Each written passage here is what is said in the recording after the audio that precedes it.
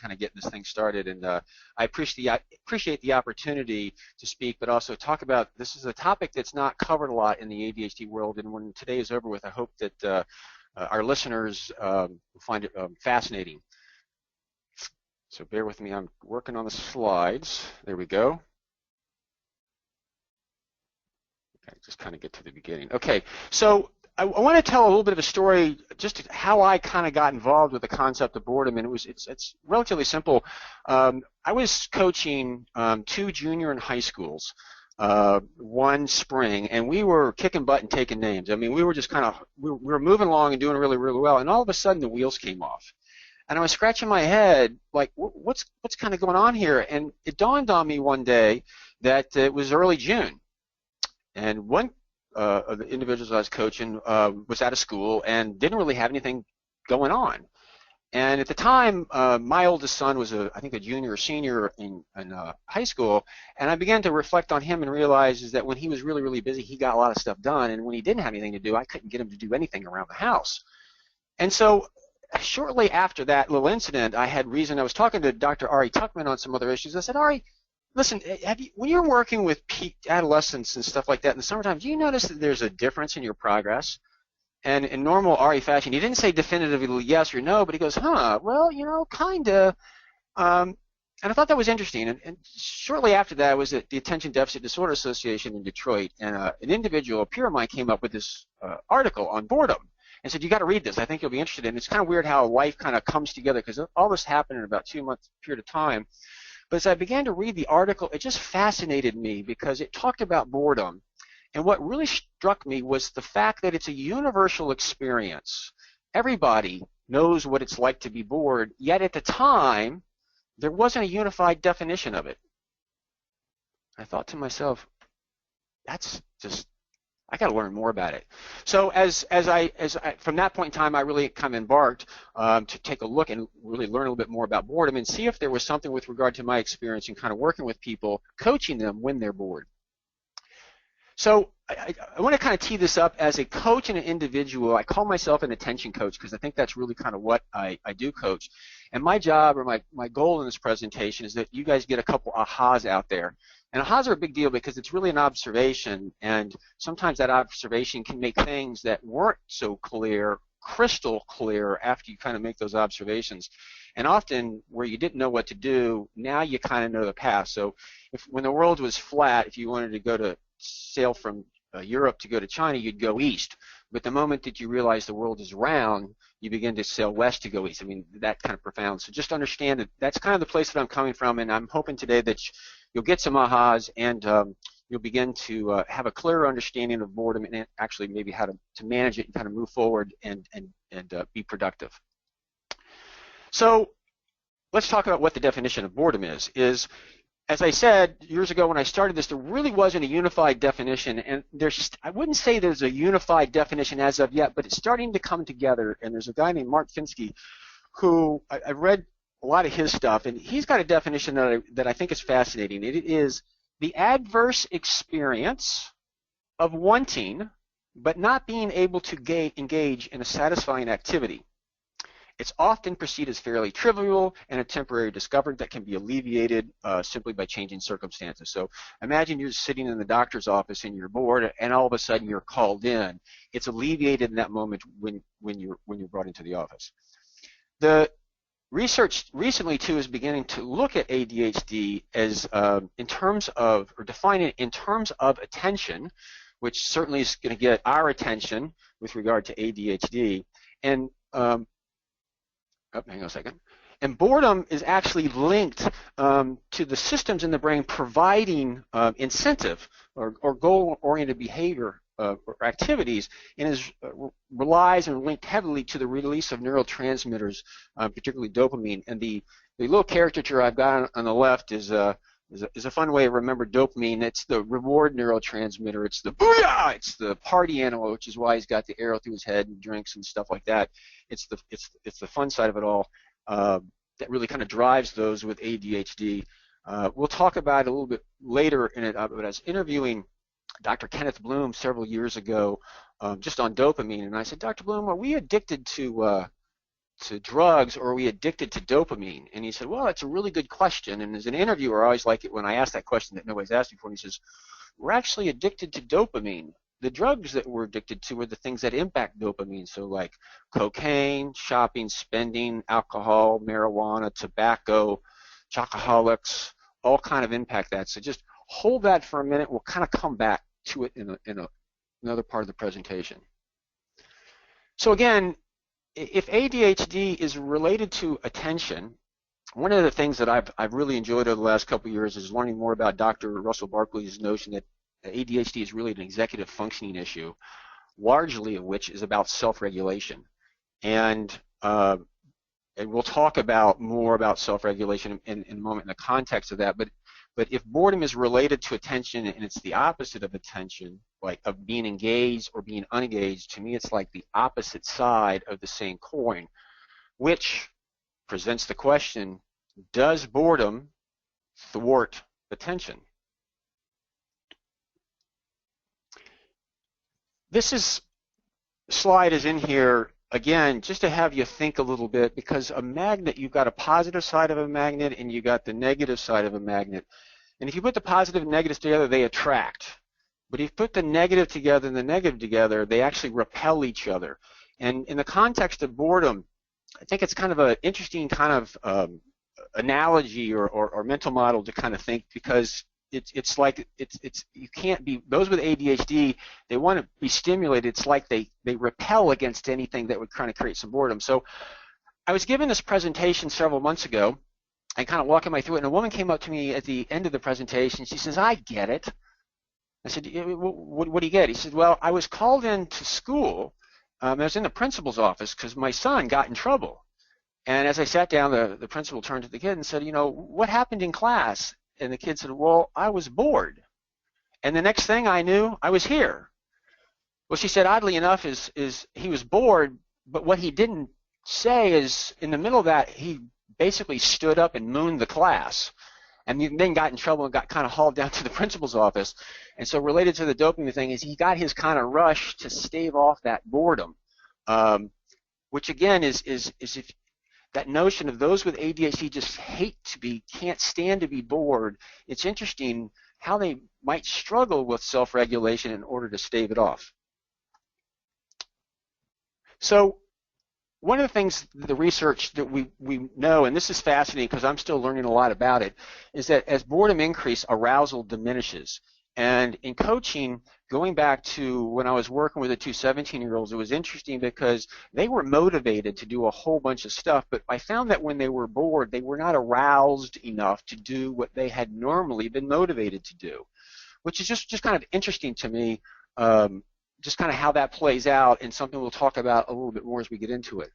The interesting thing about those with that are bored is they really can't articulate really what they want to do, and they're really somewhat passive. Kind of, to me, that kind of relates back to this arousal issue a little bit.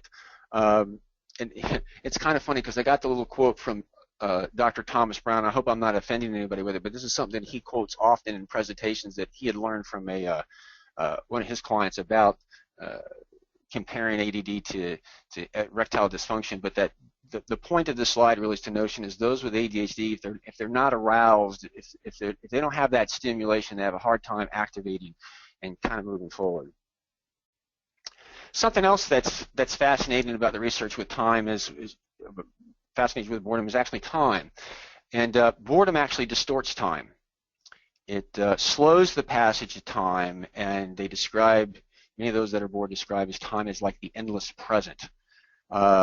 And we begin to, if you get in touch with that, it really makes a lot of sense. And on the other side of that coin, you're talking about the kid who sits down with ADHD to play a computer game, or the adult that sits down at night and gets on the internet, and all of a sudden it's like 4 o'clock in the morning. They don't know what happened. That intense arousal and motivation of what they're learning or what they're doing, time flies. But the other side of that coin, particularly when it comes to time, it begins to slow. You get that endless present, and you get that itch, if you will, that Dr. Hollowell talks about, that it's like this itch that you got to scratch. Which leads us into the research suggests there's two different kinds of boredom. One is apathetic, and it's really defined more as lack of internal stimulation, kind of the couch potato. The person's really not motivated to do a whole heck of a lot about it, and quite frankly, I haven't really spent a lot of time on it because agitated is really interesting, and those with ADHD are much more susceptible to agitated boredom. And agitated boredom is more stimulation is required by your external world. And the definition that I found on this that I love, and I use this a lot in my coaching, and I'm going to say it very slowly, and I want everybody just to think about this for a second. It's defined as the physical discomfort, physically uncomfortable, where one is motivated to escape the plight. You're physically uncomfortable. You can see my little Aha Bob here on the screen. He's got poison ivy, and he's physically uncomfortable, knows that he shouldn't scratch that itch, but has some difficulty from a self-regulation problem not to do it. Or as we described earlier, the kid that was physically uncomfortable in class, and the next thing he knew was up mooning the class, which got him into the office. And I say this because a lot of those with ADHD, in this context, they can begin to really feel with their body that physical discomfort. And I found this really powerful for some because they can feel it going on or coming on, and they can do something about it before they create a problem. Melissa Orlov works a lot with those with ADHD in marriage counseling, and she talks about flooding feeling that kind of comes in, this feeling that kind of comes in that you feel, and then you notice it and you begin to override it by kind of getting yourself out of the situation so you don't get yourself in trouble. Sesame Street in season 43 did a lot of work with self-regulation and teaching preschoolers what emotions were. When you begin to feel these things come in, that you stop and belly breathe and count 1, 2, 3 in order to down-regulate emotions. My point here really is that if you have ADHD and you're bored and you can begin to identify with that physical discomfort, it can begin to be that cue that will help you pause and inhibit yourself from jumping up and mooning the class or doing some other things that we'll talk about here in a little bit. So we got to put the puzzle together. It's really kind of fascinating because if ADHD is a universal experience, we all get it. We're starting to learn about it, but understand the challenges is boredom is really hard to measure because it's a state of mind, and it's really being the research is done. It's really mostly off of self-report, which is why we don't have a lot of really good information. We've got some stuff that's really kind of coming together, and I think it's becoming a more fascinating to work with. But just realize it's interesting. And so the question of the day is: can boredom be controlled or regulated? Real quickly, just to jump into some research with regard to this, is boredom is associated with more frequent lapse of attention. It negatively impacts the treatment of mental disorders. Interesting. My experience is it negatively impacts my ability to help somebody go forward in coaching. Chronic boredom is associated with depression, and we'll talk a little bit more detail about that in a little bit. And also it's related to much higher levels of substance abuse. Chronic boredom also is correlated with premature death, so that notion of bored to death, there's actually some truth to actually that particular kind of comment. Also note that there's a cost of boredom, higher risks of substance abuse for those that are chronically bored, poor performance at work and on the job and school, lower job satisfaction, and lower depression rates. So again, it's an impact. There's something to this that needs to be paid attention to. So the question of the day is: are some more susceptible to boredom than the others? And the survey says yes. And not surprisingly, those with ADHD are more susceptible to boredom and far more susceptible to agitated boredom, the need for that external stimulation. And as the little cartoon says here is, it's kind of like those with ADHD, they refuse to be bored. They're not going to be bored. They're going to find something that's going to stave off the boredom, even if they find themselves mooning the class in order to make that happen. Real quickly, too, the research is suggesting is that more and more technology is coming along that's helping us stave off boredom. The smartphone, the iPad, these types of things. But staving off short-term boredom increases the likelihood of what we call long-term boredom, and that is, to a certain extent, you just get kind of immune to these. The researchers are talking about the attention spans of people getting shorter and shorter because of these things that occupy our minds. And what's interesting, as long-term boredom increases, the depression rates go up substantially. I just want to kind of slide this slide in because we'll talk a little bit more about that towards the end. So let's talk about a little bit, just run through real quick things that those with ADHD do when they're bored. This is just a fun one. When I get bored, I send text to random people saying, I hid the body, now what? Again, poking the bear, mooning the class, doing whatever. Eating is something that many people do when they're bored. When you're driving in a car, when you're standing in line, for those with ADHD, it can be more profound, even more difficult to regulate. I'm sure Dr. Roberto Olivardi has been on one of the webinars talking about ADHD, inattentive women, and the high correlation with obesity as a result of that. Again, some factors in here.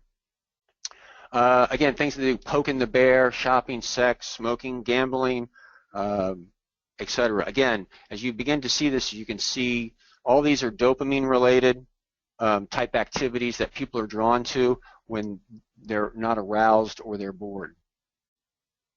So now the fun part: how do you manage it? And from my experience, really all roads lead to mindfulness. First thing of anything is to be aware of it.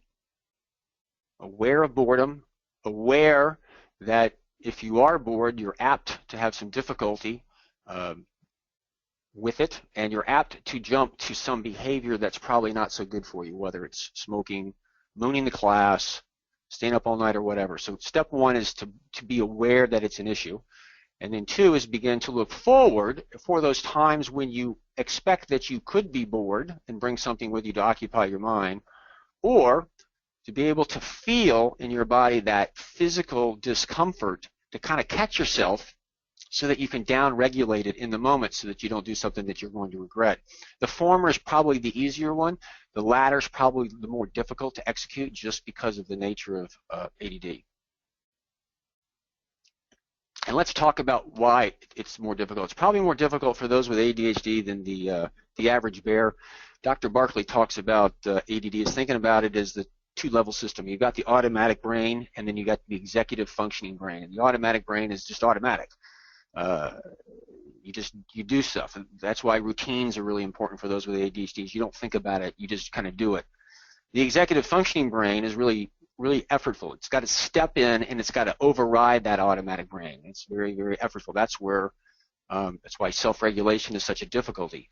It's how do you get that trigger, like I feel that physical discomfort, and then override it to say I'm not going to jump up and move the class in that particular situation. So one of the things that I want to illuminate is that it's not the easiest thing for those with ADHD to do, but it can be done. As an aside, a lot of times when I'm coaching those with ADD and I want them to understand what it's really like to experience that executive functioning mind having to override the automatic, I give them a little attention exercise that many like. And it's something as simple as maybe fix breakfast for yourself, or do some type of activity where you're moving around and you use your less dominant hand to do what you normally do with your more dominant hand. I encourage you to do that for like about an hour, and if you do that, if you actually execute it, you'll be surprised at how it slows you down and how exhausting it is, because basically you have to focus in on your less dominant hand on everything to the detriment of efficiency or work, because it just slows you down and you'll actually maybe even forget about some stuff. Whereas if you're not mindful of it, you'll find yourself using your dominant hand or the automatic brain.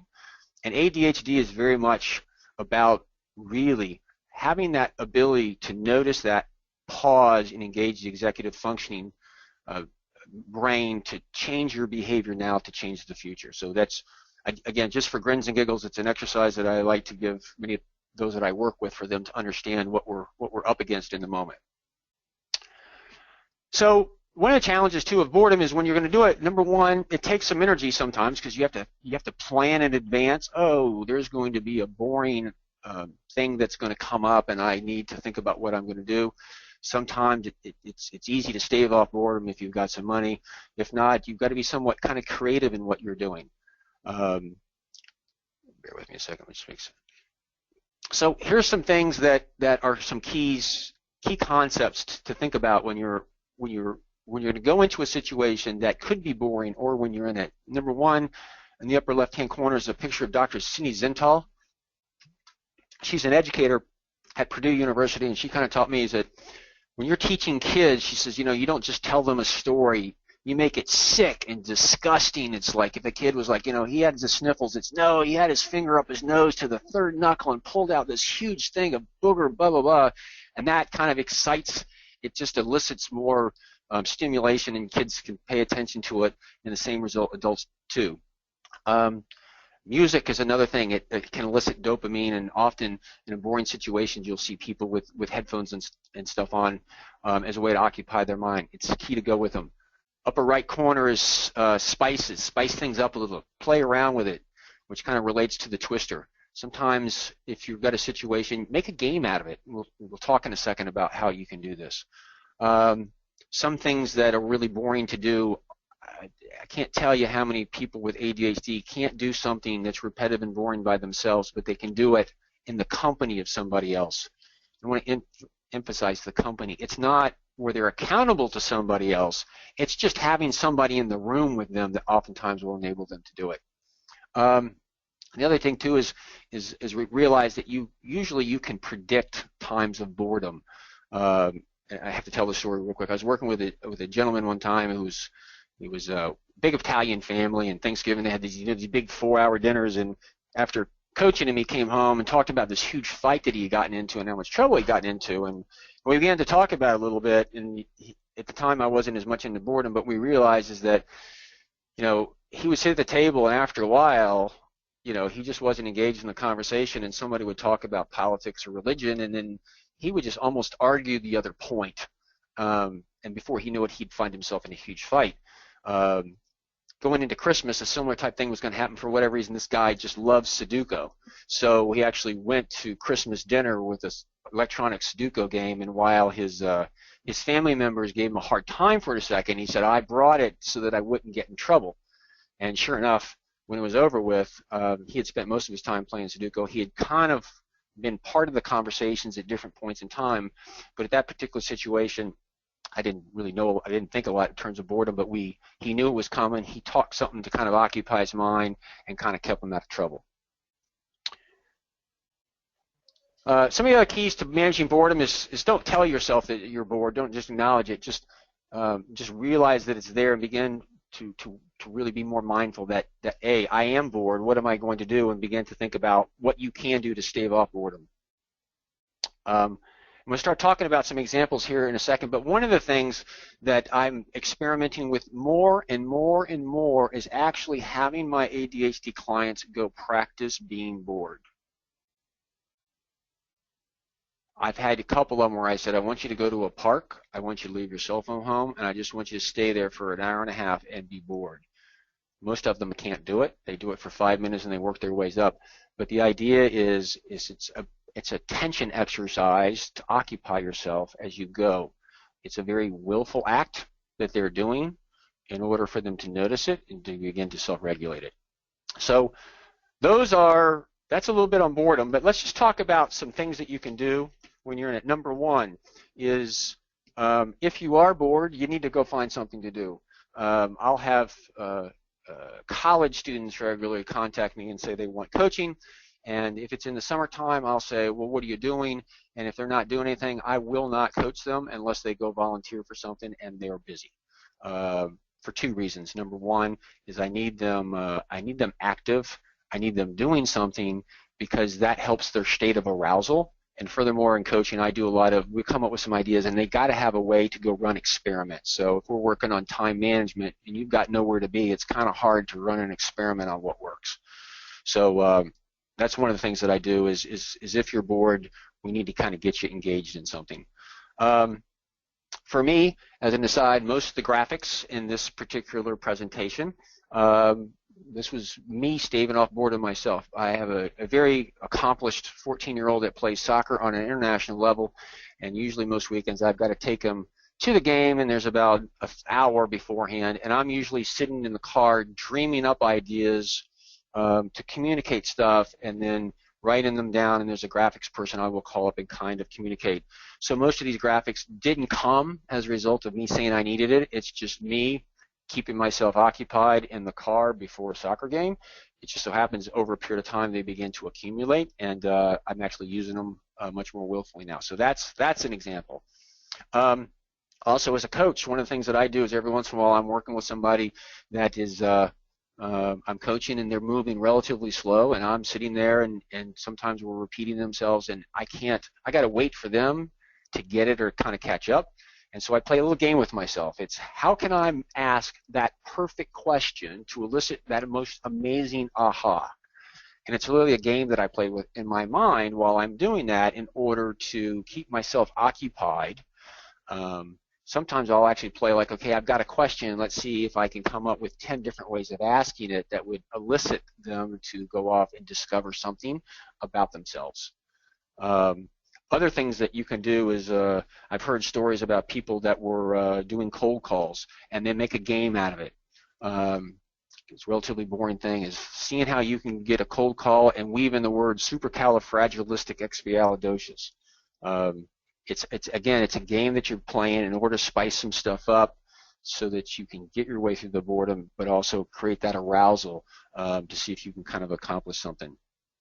A lot of college students, I'll work with them on this, is that first, not the first year, but particularly the sophomore and junior year, they're walking in and that first week, the first year's gone by. They're excited about school. They kind of walk in, they get it all set up, but then the first week they get all their syllabuses. Those all come out. They look at it, and that first week is relatively boring. And so we'll talk about what are you going to do, what little project are you going to do that's going to be fun to occupy your week, whether it's like when I was in college, we built bunk water beds, or you're painting your room, or you're going to get a job. Those are situations where you can see that idle time coming. You know that you're going to need the arousal, and so you need to find something motivated to kind of to plug that in to kind of keep you engaged. Let's see. Also, a little bit about me. I swam competitively, actually internationally. Swam for the same guy as Mark Spitz, and let me tell you, it's incredibly boring to swim 15,000 yards a day. Basically, you're swimming around a black line.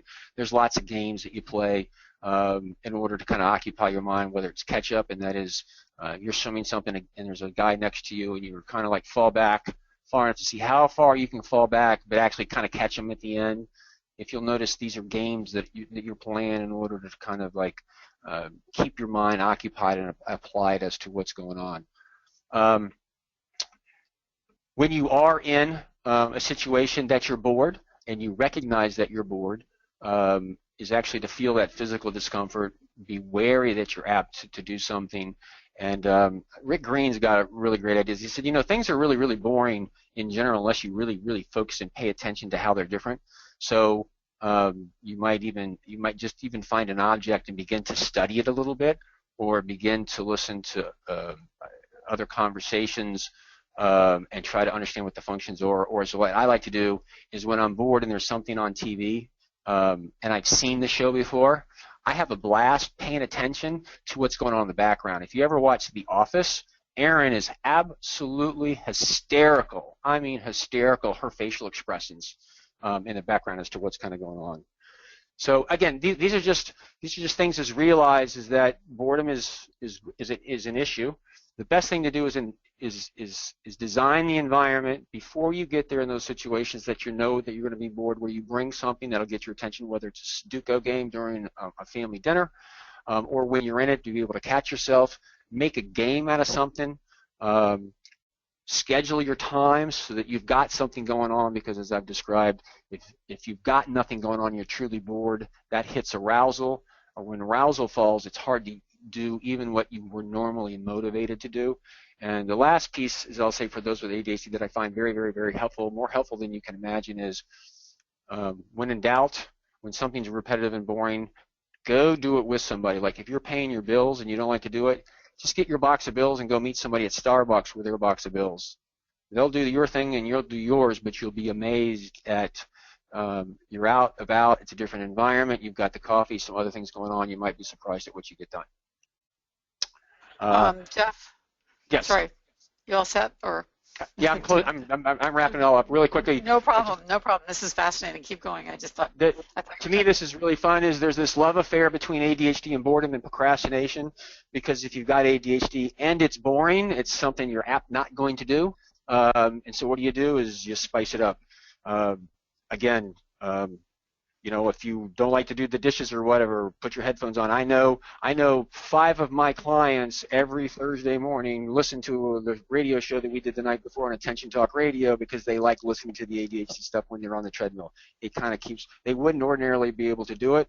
They're not really exercising. They're listening to it, or listening to a Attention Magazine episode on a webinar or something like that, because it kind of keeps them engaged. So we got that, and let me see a few other just thoughts and insights. One good exercise to stave off is kind of practice boredom is actually watch sports on TV, because it's real time. Baseball is real time. It's not accelerated. Those with ADHD struggle with doing this, but if you want to practice being bored, watch a baseball game. It moves relatively slow. A person with ADHD will realize it. Even if you just watch it for 5 or 10 minutes, it's an attention exercise to be able to learn to kind of stave off boredom, maybe pay attention to different things going on in the outfield, etc. We talked about ADHD, or attention and boredom, being opposite sides of the same coin, the value in practicing it. And so at the end of the day, to me, often when it comes to ADHD, boredom is actually the elephant in the room. It's the thing that's there that nobody talks about, that impacts arousal, it impacts motivation, it impacts all kinds of stuff. So if we begin to pay attention to boredom and address that, maybe some of these other things will take care of themselves. And I think we're into questions. that was, you're right. That's an aha moment, because the more I think about what you're saying, the more you're right. Boredom just is part of everything. I mean, I think the reason many of us can't stand why we're always late is the fear of being there early and having nothing to do, right? Can I please tell the story? Yes, please. One of my most favorite things to do with ADHD is they'll come in and say, "Can you coach me on procrastination and time management?" And it's funny because every once in a while somebody will go, I'm always late. And this is a true story. This is an honest-to-God true story. Psychiatrist comes to me, and I'm meeting with this person and says, coach him on procrastination. And I said, time management. Oh, you're always late. Yeah. You're always 10 minutes late, 15 minutes late? Yeah. Are you ever on time? Well, not sometimes. Are you ever an hour late? No. So you're always 10 or 15 minutes late. Really, what exactly is your recipe? Like, how exactly do you manage to always be 10 minutes late or 15 minutes late? Let's say 15. And it's funny because it's fun when you ask a mental health professional that, because they stand on their heels going, you realize that you're consistently 15 minutes late, so you have a methodology to it. So it takes a lot of time management to be always 15 minutes late. But here's what's fun, is as we began to unwrap that a little bit, what was interesting is she described as like when she walks into a room, she's ready to go. I mean, she drops her purse and she's off to the races. And where we ended up at was the reason she's always 15 minutes late is she avoids the boring part where everybody walks in, sits down, shuffles her out, grabs the coffee and stuff like that, and began to realize that it's a strategy that works well for her because she didn't like the boredom. And why are you here? It's because there was a supervisor who didn't like the fact that she was coming late, but we began to realize her strategy was working flawlessly for her. It was just a judgment for somebody else. But my point of this is that she was always late, so she didn't have to sit through the boring part. Oh, wow. Yeah. I can remember just being driven crazy by that 15 minutes where everyone would get their coffee and stir it around. And oh my God, that's an amazing story. Yeah. Perfect strategy, right? Yes. So maybe we could talk a little bit about boring work. Here's a question from Carla, which is somewhat like other points you made. She says, how can I stay focused at work? I love my career, but they've got me doing some medical billing that's unspeakably boring. I've been written up twice in the past because I start putting it off and getting in trouble because I'm bored, and then I hyper focus on the things I do like. I'm thinking I might have to get another job. So any suggestions for Carla? Would you mind reading that one more time?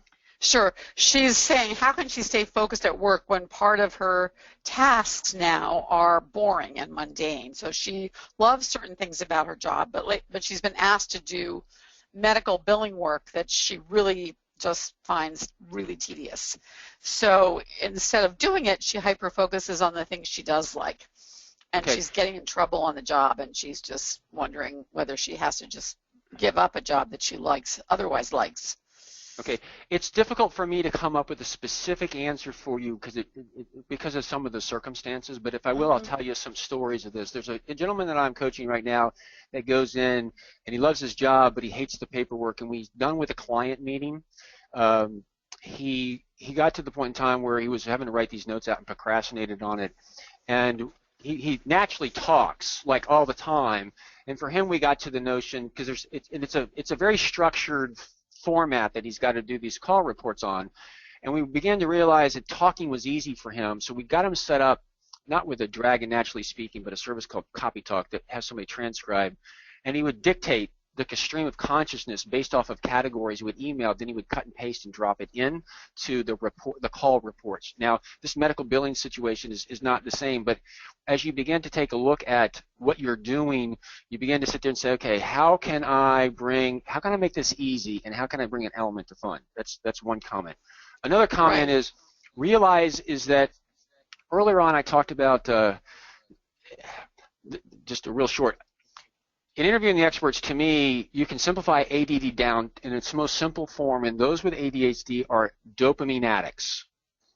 Period, end of sentence. If you get the dopamine, you pay attention to it, and if you don't, you don't. It's kind of like Pavlov's dogs. You hit the lever, and you get it, which really is interesting because it dovetails really nicely into Dr. Barkley's ADHD. It's a self-regulation issue. And so if you're getting the crack cocaine, you keep taking it, and if you're not getting, you don't. And so I've fashioned this often for those with ADD is that if you're a dopamine junkie and you're in a room, your attention is going to go to whatever is going to give you your fix the quickest. And so this is a fun story related to boredom. So I'm coaching a lawyer one time, and we began to realize that billing was difficult for him, and he needed to do it with somebody. So his secretary comes in, and he starts to dictate stuff to him. And I go, well, what are you going to do in the 15 seconds when you say something and you're waiting for her to write it down? He goes, what do you mean? I said, you know you're going to be on Facebook. And he started like, how did you know that? I go, because you're not going to do it. I said, well, you need to begin to think about, you close that thing down and maybe get a putter, and one of those things where you putt that takes 15 minutes and then it's over with, where you have to go get it and bring it back. Because what you're doing is you're removing the temptation of the things that are going to draw your attention, so that it's not as much in direct competition. And so going back to the billing question, the issue is I've got this really repetitive, boring thing, and the idea is how can you spice it up. And one of the things that I'll say is, not knowing this particular individual, is actually for some, there's a working memory issue as you're doing some of that stuff. So oddly enough, talking out loud as you're doing it sometimes makes it easier for your working memory to know what's going on, and it spices it up. It just feels kind of weird talking to somebody. So I've had people before where they just put a phone to their ear and make it look like they're talking on the phone. Again, I can't solve that particular situation. But you look and say, hey, how can I make this thing easy, and how can I remove those other temptations? Because the issue with an alcoholic is not drinking, it's actually stopping when they get started. So if you've got Facebook and you get started, now you've got a problem stopping what you're doing to go to something that's going to be more challenging. Okay. Carla says thank you very much, by the way. So interestingly, a couple of questions by parents of children in their teens. So Lori, for example, my child is so bored at school that she goes to the bathroom all the time because of boredom. Gets up and goes to the class. And Stacy, whose 16-year-old daughter is very high energy, ADHD, very bright. She does really well when she's in sports, but the rest of the time she is crashing with boredom and depression. Any advice for teens or parents of teens who are having boredom issues at school? Well, first of all, what you said, I'm going to say something that's just absolutely outrageous, and you guys are going to go, oh, there's no way. There's no way. But it wouldn't be great if the kid had a rocking chair in class? Really? Movement. Fidget. Think about this. Let's just think about this for a second. For those kids that can't sit still, a rocking chair is spectacular, right? Right. Now, Susan, was Terry Maitland on last week? She was. Yep. Okay. Terry's. I love Terry. She's vigilant. I talked to her one time, and when she was working with her school for her kids, like IEP planning or something, she mandated homework is not to come home under any circumstance. And her rationale is she wanted the relationship with her kids, and she was vigilant. She said, the school would see me coming, they want to shoot me, but she was adamant about it.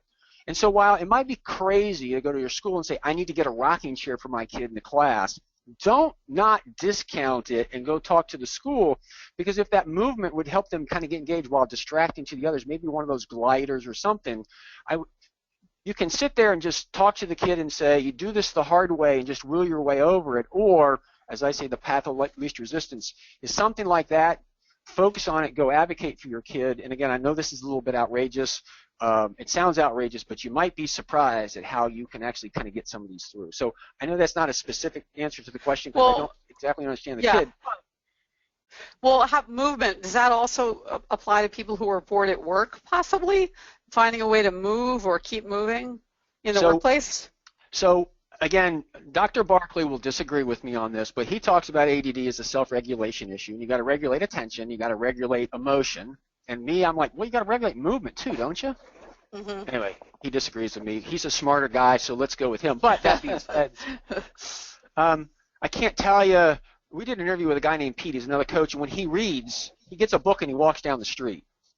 There's a psychologist, I can't remember her name, in North Carolina. I've got a picture. She's actually got, her desk is set up on her treadmill.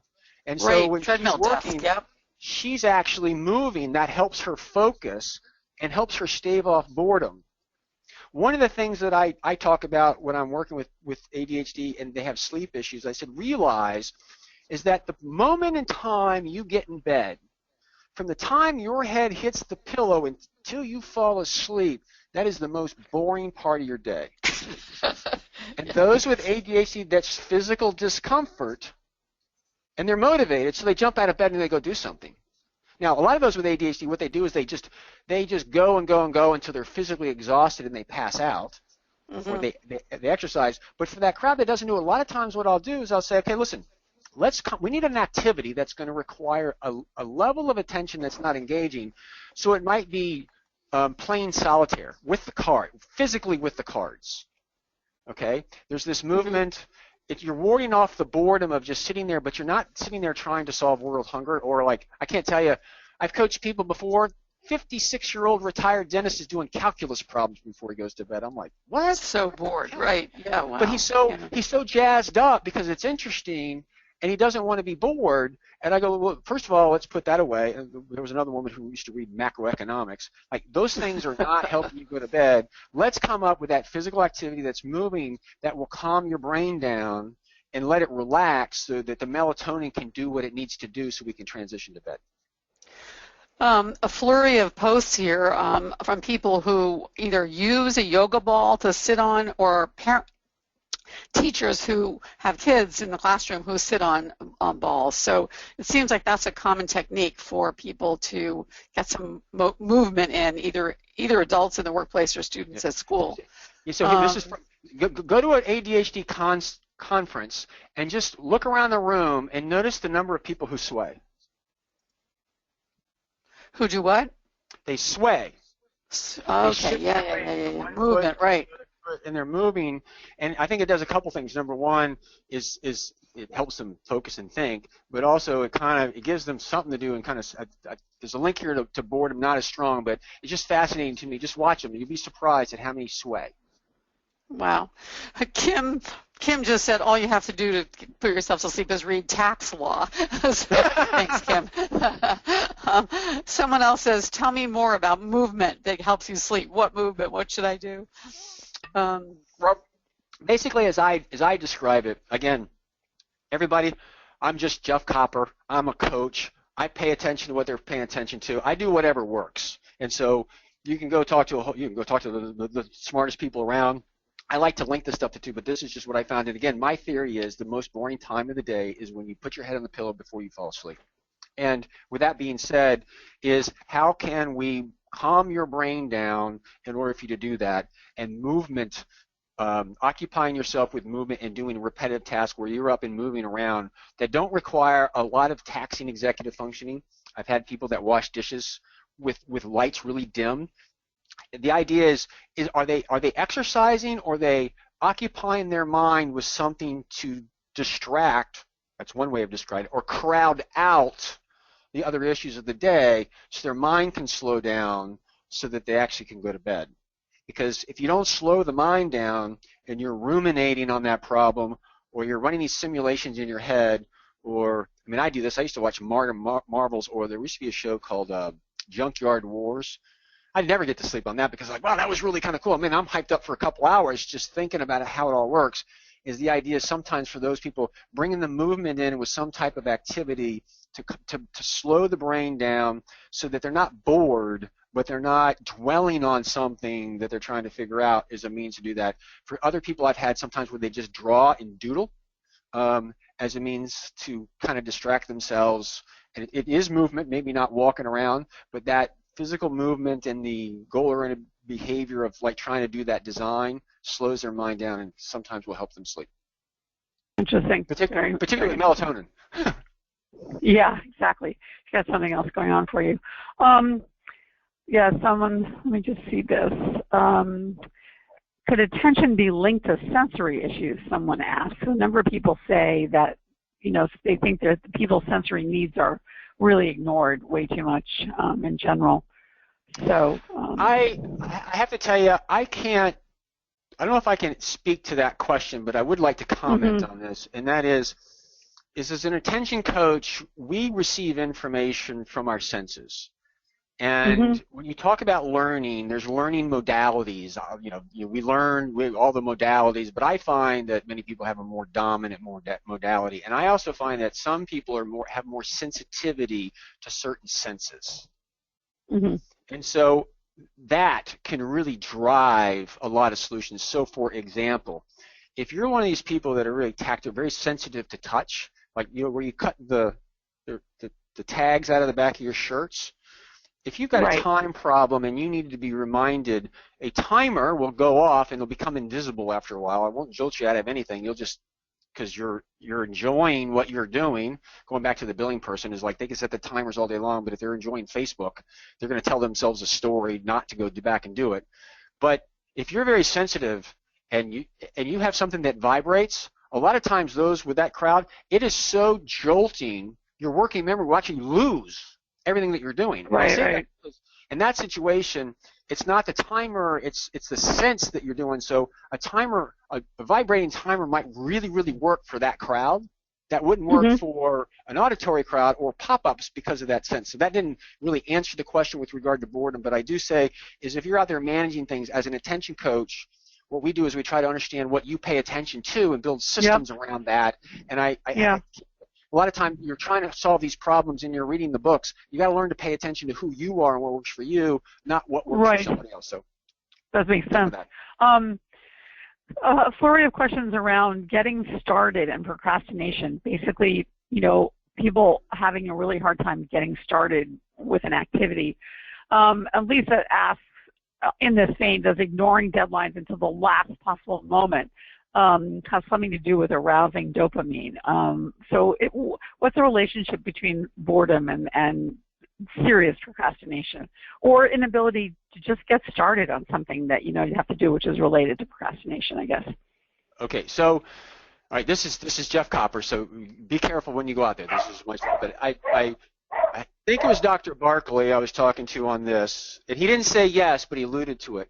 Is that a deadline is a self-medicating behavior. In other words, the dopamine levels rise, the adrenaline levels rise when that happens. So it's like, I think Gina Paris said one time, is nicotine it does amazing thing for attention right now. It has some very bad long-term effects. And smoking, a lot of people that I know that write, they'll smoke because they can pay attention when they're writing. So with that being said, realize Rick Green actually has done a new thing on this, is that by adulthood, everybody with ADHD is self-medicating in one way, shape, or another. So deadlines to me is like it's like taking extra Adderall before you do it. Now that being said, now everybody's going to look at me like I got 6 heads, but to me, usually you procrastinate when one of the following issues that are there. Number one, it's repetitive, boring, and routine. That's classic for those with ADHD.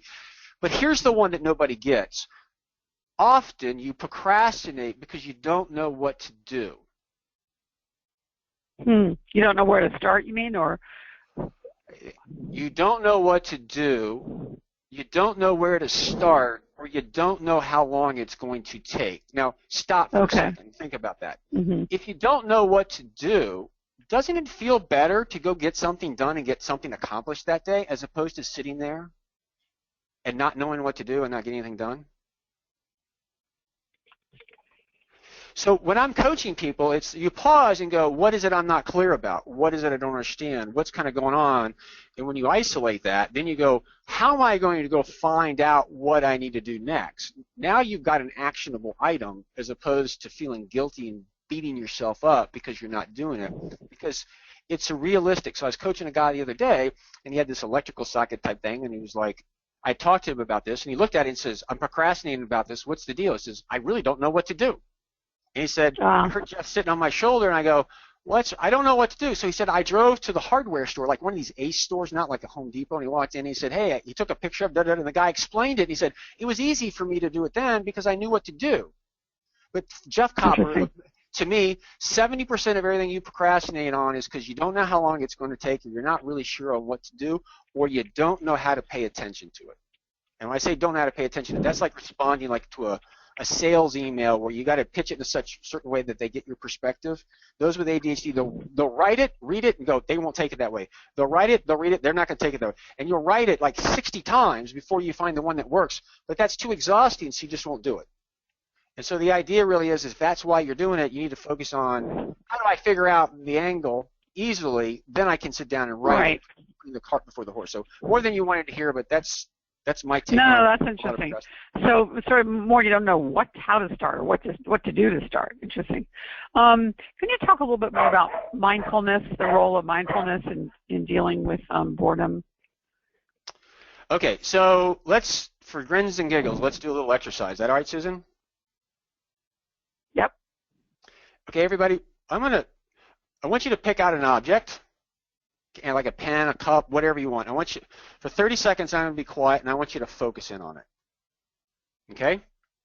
Everybody got your item? And again, I'm going to be quiet. I'm going to say go, and then I'll be quiet. I'll ask you some questions. So ready? Go.